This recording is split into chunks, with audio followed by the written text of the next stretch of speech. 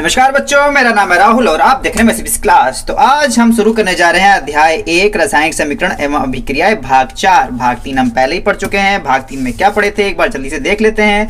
भाग 3 में हमने पढ़ा था रासायनिक समीकरण को किस प्रकार से लिखा जाता है, रासायनिक समीकरण की विशेषताएं, ऊष्माक्षेपी ऊष्माशोषी अभिक्रियाएं। अगर आपने नहीं देखा तो लिंक डिस्क्रिप्शन में है, वहां जाकर आसानी से देख सकते हैं। भाग 2 में हमने क्या पढ़ा था, संतुलित रासायनिक समीकरण किसे कहते हैं, असंतुलित रासायनिक समीकरण किसे कहते हैं। ठीक है, भाग 2 भी देख लीजिएगा। भाग 1 में हमने क्या देखा था, रासायनिक अभिक्रिया किसे कहते हैं, रासायनिक अभिक्रिया के विलक्षण, अवस्था में परिवर्तन, रंग में परिवर्तन, गैस को उत्सर्जन, तापमान में परिवर्तन। उम्मीद है ये सब चीजें देख के भी आपका थोड़ा थोड़ा रिवीजन तो हो ही जा रहा होगा। आज हम भाग 4 में पढ़ेंगे रासायनिक अभिक्रिया के प्रकार। तो एक बार देख लेते हैं आपके एनसीईआरटी बुक में से कहां से लिया गया है। ठीक है, तो आपके एनसीईआरटी बुक है रासायनिक अभिक्रिया के प्रकार इस प्रकार से है। सबसे पहले यहाँ पे आपका संयोजन अभिक्रिया है, फिर आपके दूसरे नंबर पे यहाँ पे अगर आपको दिखाई देगी तो आपको वियोजन अभिक्रिया है जिसे अपघटन अभिक्रिया भी कहते हैं। इसके बाद आपकी ये रही आपकी पेज पर प्लट के विस्थापन अभिक्रिया है।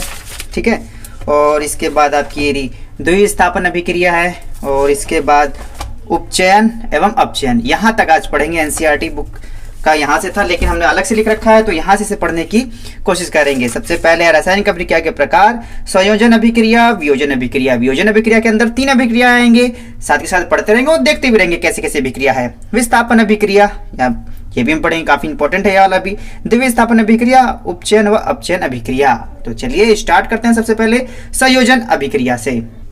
जैसा कि ये नाम से क्लियर है, संयोग करना। जब दो अभिक्रियाएं होती हैं, जब संयोग होता है उसे संयोजन अभिक्रिया कहते हैं। तो सबसे पहले देख लेते हैं किस प्रकार से लिखा गया है, फिर आपको समझा देता हूं। संयोजन अभिक्रिया किसे कहते हैं, ऐसी अभिक्रिया जिसमें 2 या 2 से अधिक अभिकारक मिलकर एकल उत्पाद का निर्माण करते हैं उसे संयोजन अभिक्रिया कहते हैं। अगर फॉर एग्जाम्पल आपका A+B अभिक्रिया करके कोई प्रोडक्ट C बनाता है तो ये आपकी संयोजन अभिक्रिया है। तो आपने देखा भी होगा Mg+O2, आप तो शुरू से पढ़ते आ रहे होगे तो याद भी हो गया होगा। ठीक है, जब अभिक्रिया करती है तो MgO बनता है, मैग्नीशियम ऑक्साइड। तो ये क्या है, आपकी संयोजन अभिक्रिया। लेकिन हमने एग्जाम्पल में क्या लिख रखा है और दूसरा भी लिख रखा है, इसे भी आप आसानी से देख सकते हैं। कैल्शियम ऑक्साइड H2O, ठीक है, जल के साथ अभिक्रिया करता है। चूना पत्थर जो होता है, आपने देखा होगा गांव में जो चूना पत्थर होते हैं उसे पानी में डालने के बाद वो गर्म हो जाता है। अभिक्रिया होने के बाद क्या बनता है, कैल्शियम हाइड्रोक्साइड प्लस ऊष्मा उसमें से निकलती है। ठीक है, तो कोयले का दहन, मैग्नीशियम का दहन और जितने भी आपके दहन की अभिक्रिया होती है सभी आपकी संयोजन अभिक्रिया होती है। ठीक है, आपका यहाँ पे C+O2, carbon dioxide CO2, Mg+O2, MgO। ठीक है, वैसे संतुलित नहीं है। अगर संतुलित करने के लिए क्या करेंगे, इसे तो 2 है, वैसे संतुलित यहाँ पे समझाना नहीं, अगर आपको पता है तो अच्छी बात है, संतुलित कर देते हैं यहाँ पे। ठीक है, तो इस प्रकार संतुलित भी हो जाता है। और क्वेश्चन पेपर में इस प्रकार से क्वेश्चन किस प्रकार से पूछता है, इसमें से सीधे ऐसे तो पूछेगा नहीं, वो पूछता है ऐसे है आपका। ठीक है, थोड़ा सा ऊपर हो जाए, क्वेश्चन ये पूछता है इस प्रकार से, ये है आपका, सफेदी करने पर दीवार पर चमक क्यों आती है। ये इंपॉर्टेंट क्वेश्चन है आपका, और क्वेश्चन इस प्रकार से पेपर में पूछा जाता है, सफेदी करने पर दीवार पर चमक क्यों आती है। जो बिना बुझा हुआ चूना होता है, ठीक है, कैल्शियम ऑक्साइड, जब उसे पानी के साथ घोल करते हैं तो कैल्शियम हाइड्रोक्साइड बनता है और ऊष्मा निकलती है, आपको पता भी होगा, अभी मैंने बताया भी। और जब ये कैल्शियम ऑक्साइड की जो परत जब घोल बन जाता है, जब इसे हम दीवार पे लगाते हैं, ठीक है, ये कार्बन डाइऑक्साइड जो वातावरण में उपस्थित CO2 कार्बन डाइऑक्साइड से अभिक्रिया करके कैल्शियम कार्बोनेट बनाता है। क्या बनाता है, कैल्शियम कार्बोनेट। और यही कैल्शियम कार्बोनेट की जो परत आपको दीवार पे दिखाई देती है उसमें से H2O निकल जाता है, और इसी वजह से दीवार है वो चमक दिखाई देती है दीवार में। इसी वजह से जो गांव वगैरह में, अब तो हम डिस्टेम्पर का इस्तेमाल करते हैं, लेकिन गांव में अभी भी कहीं ना कहीं चूने को उबाला जाता है, मतलब पानी में डालने के बाद वो अपने आप हीट प्रोड्यूस करता है और वातावरण में उपस्थित कार्बन डाइऑक्साइड से अभिक्रिया करके दीवार पर एक अच्छी खासी चमक देता है। ठीक है, इसके बाद अगली जो अभिक्रिया है वो आपकी कौन सी है, ये होगी आपकी दूसरी है आपकी वियोजन अभिक्रिया। अब सीधी इस बात है, वियोजन अभिक्रिया कैसे अभिक्रिया होगी, जिसमें आपका संयोजन में था A+B मिलके C बनाना था, वियोजन में होगा A होगा जो टूट के B+C में बदल जाएगा। ठीक है, ऐसी अभिक्रिया जो इसमें एक अभिकारक होता है और टूटकर 2 उत्पाद में बदल जाता है, ऐसी अभिक्रिया को वियोजन अभिक्रिया कहते हैं। इसे लिखें कैसे, एक बार देख लेते हैं। ठीक है, वियोजन या अपघटन अभिक्रिया किसे कहते हैं, ऐसी अभिक्रिया जिसमें एकल अभिकारक टूटकर छोटे छोटे उत्पाद प्रदान करते हैं वियोजन या अपघटन अभिक्रिया कहलाते हैं। तो पेपर में आपका वियोजन अभिक्रिया करके अभी शब्द करके आएगा या अपघटन अभिक्रिया किसे कहते हैं, इस प्रकार से भी आ सकता है। यहाँ पे अगर देखते हैं इसके एग्जाम्पल में FeSO4 फेरिस सल्फेट जब अभिक्रिया होती है तो फेरिस ऑक्साइड Fe2O3 और यहाँ पे SO2 जो कि गैस में और यहाँ पे SO3 ये 3 चीज़ों में विभक्त हो जाता है। ठीक है, जो आपका अभिकारक है वह टूट के 2 या 2 से अधिक उत्पाद में बदल जाता है। अब ये ऐसा करने के लिए इसे कुछ न कुछ एनर्जी की जरूरत पड़ती होती है। ठीक है, अपघटन अभिक्रिया में अभिकारक को तोड़ने के लिए ऊष्मा, प्रकाश या विद्युत की आवश्यकता होती है। ठीक है, इसीलिए ये 3 हिस्सों में बांटा जाता है आपका, विद्युत अपघटन, ऊष्मीय अपघटन और प्रकाशीय अपघटन। विद्युत के द्वारा भी अलग अलग किया जाता है, चीज़ों को शॉक लगा के अलग अलग हो जाती है हलकट कहीं की। फिर वहाँ पे गर्म किया जाता है, जैसे आपने कई बार देखो पानी को भी गर्म करते हैं तो H2O होता है, तो अलग अलग हो जाते हैं वो। प्रकाशीय अपघटन सूर्य के प्रकाश से भी करते हैं, आपने देखा भी होगा। ठीक है, तो जैसे स्याही वगैरह धूप में रख देते हैं तो प्रकाश की वजह से तो हो जाता है। और विद्युत अपघटन कैसे करते हैं एक बार आप यहाँ पे भी देख सकते हैं आसानी से। ठीक है, ये चित्र आपके NCERT से लिया, जल का वैद्युत अपघटन, जल को विद्युत के द्वारा अपघटन किया जा रहा है। यहाँ पे एक एनोड की है और ये आपकी कैथोड की है। जब यहाँ पे इसे ऑन करते हैं तो यहाँ से आपका ऑक्सीजन और हाइड्रोजन अलग अलग हो जाते हैं। ठीक है, तो इस प्रकार से है। और आपका नीचे ये भी दिया गया है, देखो सूर्य के प्रकाश वाला, यहाँ पे दिखा है सूर्य का प्रकाश से। ठीक है, सूर्य का प्रकाश का सिल्वर क्लोराइड धूरस रंग का होकर सिल्वर धातु बनाता है। यहाँ पे भी आपका सूर्य के प्रकाश से और सूर्य का प्रकाश, 2 चीज़ आपके एग्जाम्पल है, यहाँ पे आप आसानी से देख सकते हैं। ठीक है, तो इसे ठीक है, तो पानी का अपघटन इस प्रकार से होता है, लेकिन चित्र वहाँ पे दिखाएगा था, रियल लाइफ में वैसे करते हैं। आपका कैल्शियम कार्बोनेट को गर्म करते हैं तो कैल्शियम ऑक्साइड और कार्बन डाइऑक्साइड में बदल जाता है आपका। और यहाँ पे आपका ब्रोमीन, हाइड्रोब्रोमीन सूर्य के प्रकाश में। ठीक है, हाइड्रोजन अलग, ब्रोमीन अलग हो जाता है आपका। ठीक है, मैंने आपको आपके NCERT बुक में लिखा गया। ठीक है, तो उसे वहाँ से भी एग्जाम्पल ले सकते हैं। तो यहाँ से 2 अभिक्रियाएं आपकी समाप्त हो जाती हैं। कौन कौन सी? संयोजन अभिक्रिया और वियोजन अभिक्रिया में 3 होते हैं, आपने इस प्रकार से देख लिया। अब आगे चले हैं विस्थापन अभिक्रिया। अब देखो विस्थापन अभिक्रिया क्या होती है। विस्थापन समझ रहे हो, एक चीज को हटा के दूसरी चीज को रखना, वो आपकी विस्थापन अभिक्रिया कहलाती है। इसको समझाने के लिए विस्थापन अभिक्रिया को, जैसे मैं यहाँ पे 3 पेन ले लेता हूँ। ठीक है, अब लाल वाले पेन को हटा के यहाँ पे मैं काला वाला पेन एडजस्ट कर देता हूँ। ठीक है, एक को हटा के दूसरे को लगा देना विस्थापन अभिक्रिया कहलाता है। ठीक है, तो इसे लिखें कैसे और इसे आगे करें कैसे, इसे एक बार देख लेते हैं। ठीक, तो ये आपका इस प्रकार से है विस्थापन अभिक्रिया। थोड़ा सा ऊपर जगह है, बिल्कुल सही। तो इसे लिखना कैसे है? विस्थापन अभिक्रिया किसे कहते हैं? ऐसी अभिक्रिया जिसमें एक अभिकारक के परमाणु दूसरे अभिकारक के परमाणु से हट जाता है या विस्थापित हो जाता है, उसे हम विस्थापन अभिक्रिया कहते हैं। ठीक है, अब यहाँ देखिए एक एग्जांपल है, कॉपर सल्फेट। जब इसके साथ जिंक के साथ अभिक्रिया होती है तो यहाँ पे जो आपका कॉपर जिंक के साथ मिल जाता है और जिंक के साथ सल्फेट मिल जाता है और कॉपर अलग हो जाता है। ठीक है, अब आपको इसे कैसे याद रखना है, कौन किसके साथ, इसके साथ जो आपका आपने देखा यहाँ पे एसओ के साथ या जिंक हटा या इसो हटना चाहिए था। यहाँ पे कहने का ये मतलब है कि एसओ के साथ जिंक आना चाहिए था या सीयू के साथ जिंक क्यों नहीं आया। ये चीजें देखने के लिए आपको एक सारणी याद करनी होगी। तो सारणी को देखने के लिए आपको इस प्रकार से याद करना पड़ेगा। फिर आपको मैं एक एग्जाम्पल बता दूंगा, फिर आपको चीजें क्लियर हो जाएंगी। इस अभिक्रिया में अधिक क्रियाशील धातु कम क्रियाशील धातु को विस्थापित कर देती है। मतलब कौन किसको विस्थापित करेगा? अधिक अभिक्रियाशील जो धातु होगी वो कम अभिक्रियाशील धातु को आसानी से हटा देगी। जैसे NaCa है तो वो Ca मतलब कैल्शियम को हटा के सोडियम वहाँ पे आ जाएगा। ठीक है, अगर वहाँ पे आपके पास यहाँ से कुछ और है, ठीक है, जिंक है और कैल्शियम है तो कैल्शियम हटेगा और वहाँ पे जिंक आ जाएगा। ठीक है, अगर आप ध्यान से यहाँ पे देखेंगे, ठीक है, यहाँ पे आप ध्यान से देखेंगे Cu और जिंक, ठीक है, कॉपर और जिंक। कॉपर देखो यहाँ पे है, कहाँ चला गया कॉपर? Cu, कॉपर यहाँ पे है आपका और आपका जिंक यहाँ पे है।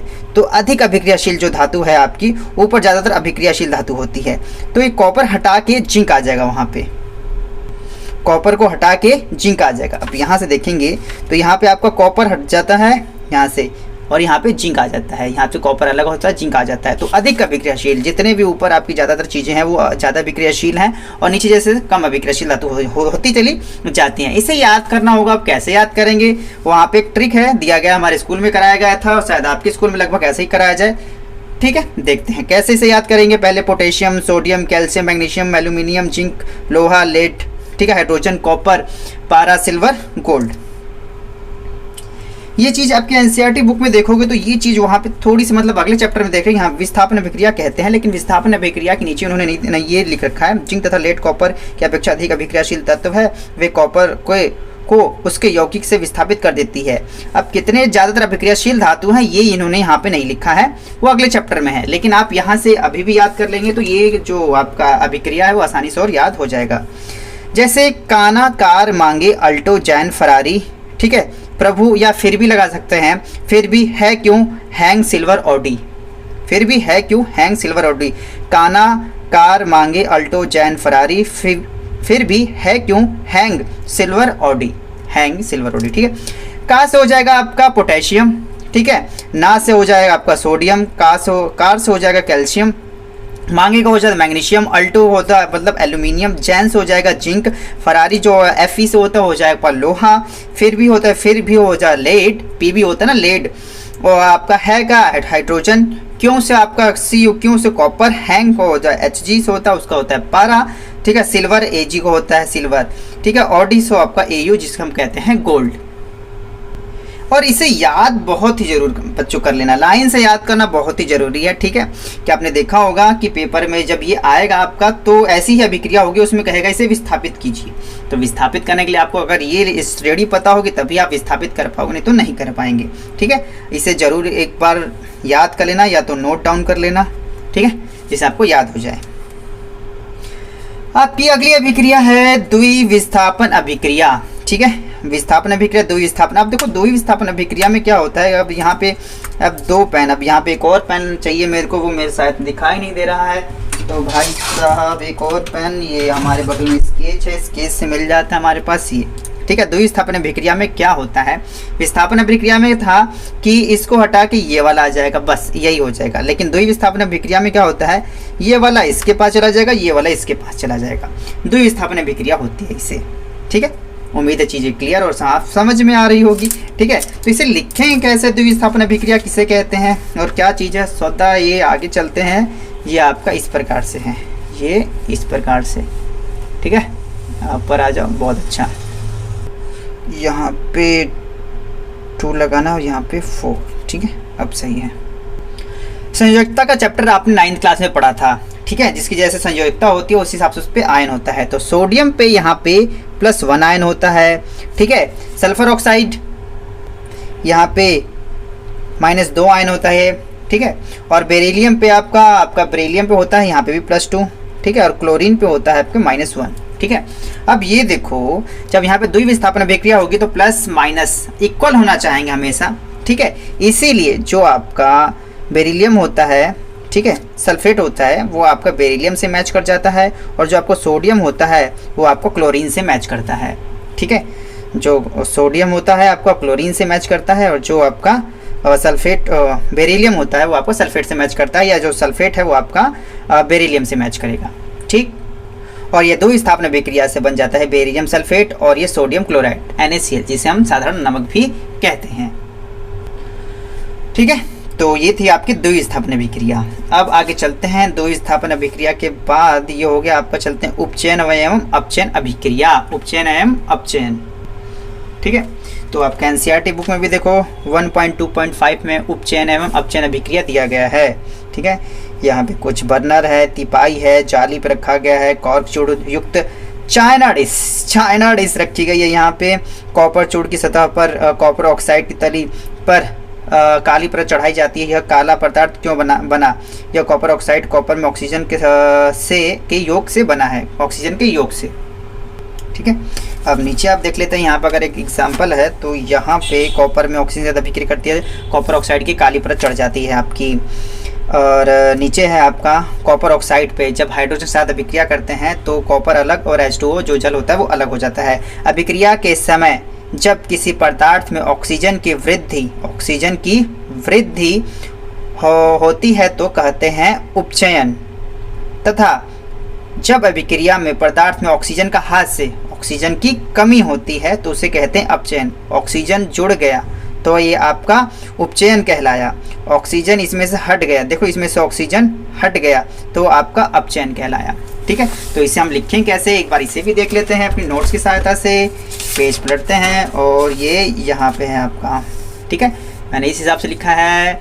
उपचयन तथा अपचयन रासायनिक अभिक्रिया किसे कहते हैं? उपचयन अभिक्रिया किसे कहते हैं? सबसे पहले है जिस रासायनिक अभिक्रिया में ऑक्सीजन का योग या हाइड्रोजन का हास्य, वहां पे ये नहीं कहा गया था। ठीक है, ऑक्सीजन, ठीक है, ऑक्सीजन का योग और हाइड्रोजन का हास्य होता है। ऑक्सीजन जुड़ता है और मतलब जुड़ जाता है और जो हाइड्रोजन हो तो निकलता है। ठीक है, यहाँ पे लिख रहा है ऑक्सीजन का योग और हाइड्रोजन का हास्य मतलब कम हो, उपचयन अभिक्रिया कहलाती है। जैसे मैग्नीशियम ऑक्साइड था, MgO ऑक्सीजन जोड़ दिया। ठीक है, सल्फर था, सल्फर ऑक्साइड हो गया यहाँ पे। ठीक है, और आपका H2S में ऑक्सीजन की अभिक्रिया कराते हैं तो यहाँ पे ऑक्सीजन जुड़ गया यहाँ पे और सल्फर यहाँ से अलग हो गया। ठीक, अब यहाँ देखेंगे तो ऑक्सीजन जुड़ गई, ऑक्सीजन जुड़ गई, लेकिन यहाँ से जो हाइड्रोजन था वो इससे अलग हो गया, सल्फर से अलग होके इसके साथ जुड़ जाता है, सल्फर से अलग हो गया, सल्फर अलग हो गया तो यहाँ पे Mg तथा S का उपचयन हो रहा है, यहाँ पे H2S का उपचयन हो रहा है।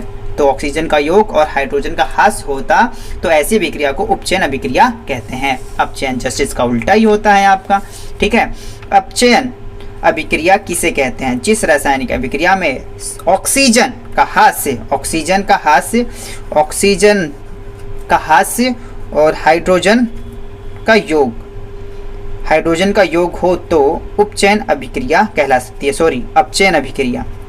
थोड़ा उ और अ का ही तो फर्क है इसमें। अपचयन अभिक्रिया कहलाती है। ठीक है, यहाँ पे देखेंगे ऑक्सीजन का योग हो रहा था, लेकिन यहाँ पे देखेंगे ऑक्सीजन का यहाँ पे योग है, यहाँ पे अभिक्रिया करके यहाँ पे अलग कर दी गई। यहाँ पे ऑक्सीजन था, यहाँ पे अभिक्रिया करके ऑक्सीजन को अलग कर दिया गया। ऑक्सीजन का अलग होना, हटना, डाउनग्रेड जाना, नीचे जाना। ठीक है, ये आपकी अपचयन अभिक्रिया है। या तो आपका था हाइड्रोजन का योग, हाइड्रोजन जोड़े जाइए, क्लोरीन में था, यहाँ पे H करते हैं, H से जोड़ते हैं तो HCl हाइड्रोक्लोरिक अम्ल बन जाता है आपका। तो यहाँ पे जो क्लोरीन का अपचयन हो रहा है। तो उम्मीद है चीज़ें समझ में आई होगी। अगर आपका ऑक्सीजन जुड़ता है, हाइड्रोजन निकलता है तो आपका उपचयन अभिक्रिया है, और वहीं पे जब आपका ऑक्सीजन निकलता है, हाइड्रोजन जुड़ता है तो आपका अपचयन अभिक्रिया कहलाता है। ठीक है, तो इसे याद करते करते हो जाए, कोई कंफ्यूजन की दिक्कत नहीं आएगी। तो जो आपका आज पढ़ा, उम्मीद है आप चीज़ें समझ में आई होगी। आज आपने क्या क्या पढ़ा था वो एक बार देख लेते हैं। ठीक है, आज हमने पढ़ा था संयोजन अभिक्रिया, वियोजन अभिक्रिया। ठीक है, ये 3 होते हैं। ठीक है, आपका विद्युत से था और ऊष्मा या गर्म करके था, और एक का सूर्य के प्रकाश से था। ठीक है, विस्थापन अभिक्रिया, अभिक्रियाशील धातु है, काना मांगे कार, अल्टो जैन फरारी, है प्रभु हैंग, क्यों है प्रभु हैंग। ठीक है, इस प्रकार से आप इसे याद कर सकते हैं। द्विविस्थापन अभिक्रिया में उसके आयनों के माध्यम से होता है। ठीक है, उपचयन अपचयन अभिक्रिया में आपने देखा होगा ऑक्सीजन का योग्य। ठीक है, आप लिख देता हूँ, ऑक्सीजन का जुड़ना, वहीं पे हाइड्रोजन का निकलना, और यहीं पे ऑक्सीजन का निकलना और हाइड्रोजन का जुड़ना अपचयन अभिक्रिया कहलाता है। ठीक है, उम्मीद है चीज़ें इस प्रकार से आपका रिवीजन भी होता रहेगा। आपने अगर इसे पहले वाले भाग नहीं देखे हैं तो लिंक मैं डिस्क्रिप्शन में दे रहा हूँ, वहाँ से आप आसानी से चेक कर सकते हैं। मैं इसी क्लास की इस वीडियो को देखने के लिए धन्यवाद। तब तक के लिए जय हिंद, जय भारत।